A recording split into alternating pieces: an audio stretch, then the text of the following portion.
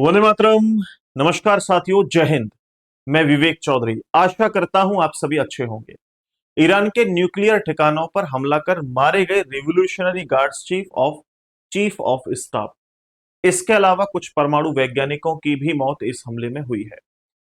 Israel ने शुक्रवार को यानी आज रात ये हमला ईरान के ऊपर किया है और मिसाइल अटैक किया गया है। मिसाइल अटैक के साथ साथ गुप्त ऑपरेशन भी चलाया गया है, जिस ऑपरेशन को नाम दिया गया है ऑपरेशन राइजिंग लॉइन।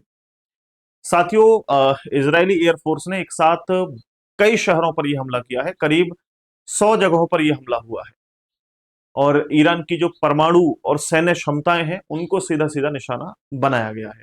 क्यों निशाना बनाया गया है, इस विषय को हम लोग थोड़ा सा आगे चल के समझते हैं। पहले मैं बात करता हूं, आपको दिखा देता हूं मैप जो कि इजराइल और ईरान का है।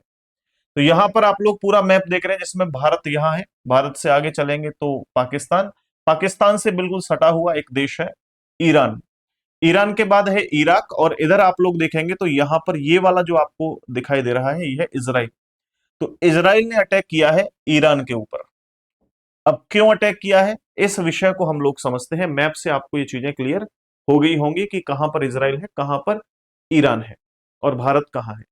तो साथियों, इजरायली जो प्राइम मिनिस्टर हैं यानी पीएम नेतन्याहू, उन्होंने ये बताया है कि ये जो अभियान हमने शुरू किया है, इस अभियान को शुरू करने का मकसद ये है कि ईरान के जो परमाणु हथियार हैं, साथ ही साथ जो बैलिस्टिक मिसाइल हैं, ये जो सारे कार्यक्रम चल रहे हैं और इनसे जो खतरा पैदा हो रहा है, इस खतरे को खत्म करने के लिए हमने ये ऑपरेशन चलाया है। साथ ही उन्होंने ये भी कहा है कि ये ऑपरेशन, ये ना सोचें कि इतना अटैक करने के बाद या इतना हमला करने के बाद हम इसे बंद कर देंगे, ऐसा ना सोचें। ये जो ऑपरेशन है तब तक बंद नहीं होगा जब तक कि ये खतरा पूरी तरीके से खत्म नहीं हो जाता है। यानी मैं आप लोगों को थोड़ी सी एक स्टोरी सुनाता हूं जिसके माध्यम से आपको समझ में आ जाएगा।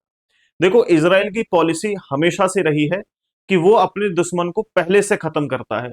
जैसे भारत की जो पॉलिसी है वो ये है कि कोई आकर के भारत के ऊपर अटैक करेगा, उसके बाद भारत उसका रिप्लाई देगा। पहले पुराने समय में भारत रिप्लाई भी कम देता था, आज रिप्लाई भी देने लग गया है और दबा के रिप्लाई देता है। लेकिन इसराइल की पॉलिसी ऐसी नहीं है। उसको अगर किसी भी पड़ोसी देश से या किसी से भी खतरा लगता है तो उसे वो छोड़ता नहीं है और अपने दुश्मन को तो कभी छोड़ता ही नहीं है, कहीं भी जाकर के खत्म करना पड़े उसे। ये पॉलिसी है उसकी और इस पॉलिसी को मैं समझाऊंगा। एक और इराक के साथ भी ऐसा उसने किया था। हालांकि मैं बात बताता हूं आपको कि हुआ क्या है। इसराइल को आशंका थी, क्या आशंका थी, कि ईरान उस पर जल्द ही हमला कर सकता है। क्योंकि जो इजरायली अधिकारी हैं उन्होंने दावा किया है कि ईरान जो है वो बहुत ही जल्द एक परमाणु बम बनाने वाला था। और एक बम नहीं, उसके पास जो सामग्री पर्याप्त थी, जो जानकारी इन्हें मिली है, वो 15 परमाणु बम बनाने की जो है सामग्री इनके पास थी। तो सीधी सी बात है कि कभी भी किसी भी कीमत पे इसराइल ये नहीं चाहेगा कि उसके पड़ोसी देश के पास परमाणु हथियार हों। हालांकि कई देश हैं आज जिनके पास परमाणु हथियार है। लेकिन अगर मैं मुस्लिम देशों की बात करूं तो पाकिस्तान को छोड़ करके ऑफिशियली कोई भी देश ऐसा नहीं है जिनके पास ये परमाणु हथियार हो। एक बार पहले आपको मालूम होगा कि इराक ने भी परमाणु बम बनाने की कोशिश की थी 1981 में, जिसको खत्म करने के लिए ऑपरेशन ओपेरा चलाया गया था। उसकी भी वीडियो मैंने बताई है, आप लोगों को बना के पूरा समझाया है।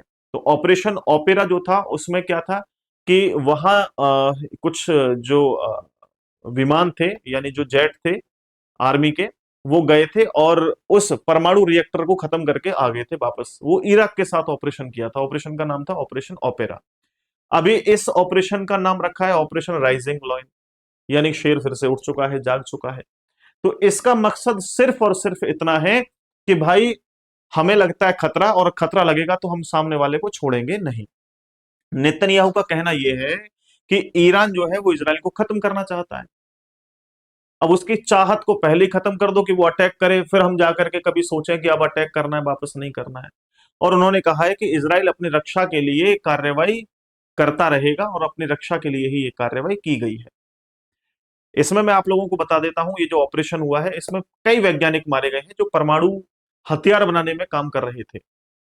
अब जो दो बड़े बड़े वैज्ञानिक हैं उनकी पुष्टि भी कर दी गई है, उनके नाम मैं आपको बता देता हूं।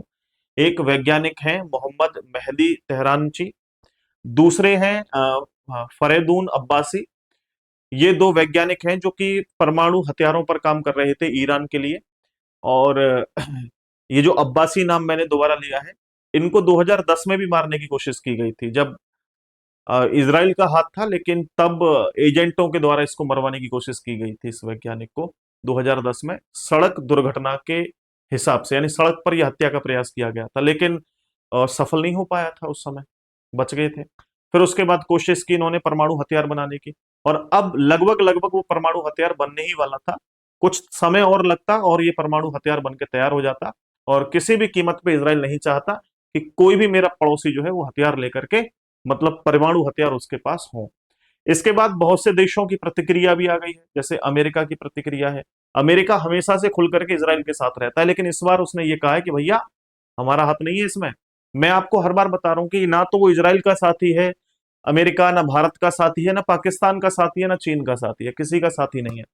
हमेशा से अमेरिका जो साथी रहा है वो उस देश का साथी रहा है जहां जैसे दो देश हैं आपस में युद्ध कर रहे हैं, तो जो मजबूत देश होगा उसके साथ नहीं होगा, कमजोर के साथ रहेगा, जिससे कि उस कमजोर को आगे बढ़ाए और उन दोनों में खतरनाक वाला युद्ध हो। फिर मजे अपना वो करते रहे, अपने हथियार बेचता रहे, अपना जो है व्यापार चलाता रहे, इस तरह की जो है वो रणनीति बनाता रहता है। इसमें भी ऐसा ही हुआ है कि उसने मना कर दिया कि भैया हमारा कोई हाथ नहीं है ना, जो किया है वो इसराइल ने किया है, और इसराइल ने जो किया है वो आगे आप खुद देखिए। हालांकि इसके रिप्लाई में भी ईरान ने कुछ ड्रोन वगैरह छोड़े, लेकिन वो ड्रोन आपको पता ही है, एयर डिफेंस सिस्टम इसराइल का खतरनाक है, वो एयर डिफेंस सिस्टम ही खत्म कर देता है पहले से ही मामले को। तो ये पूरा मामला चल रहा है। जैसे ही और भी इसकी कोई खबर निकल के सामने आती है, आपको सबसे पहले मैं आप लोगों को यहाँ पर सूचित करूंगा।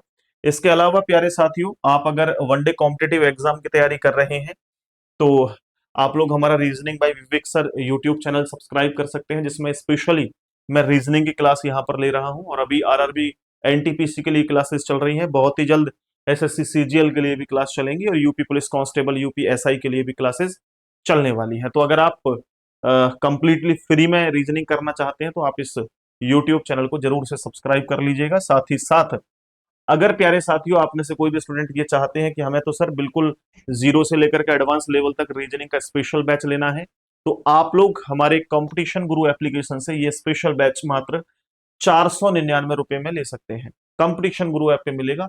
इस बैच से संबंधित कोई भी जानकारी आपको लेनी है तो ये हमारा मोबाइल नंबर है, इस मोबाइल नंबर पे आप संपर्क करके जानकारी ले सकते हैं, 9716818470। ये SSC, UPSI, constable, railway exams, police exams, state exams, इनके लिए यूजफुल रहेगा। और पीडीएफ नोट्स, टेस्ट सीरीज और लाइव और रिकॉर्डेड क्लासेस इसमें इंक्लूडेड रहने वाली है। जल्दी मिलते हैं नई वीडियो में नए टॉपिक के साथ। नमस्ते, जय हिंद, टेक केयर, खुश रहिए।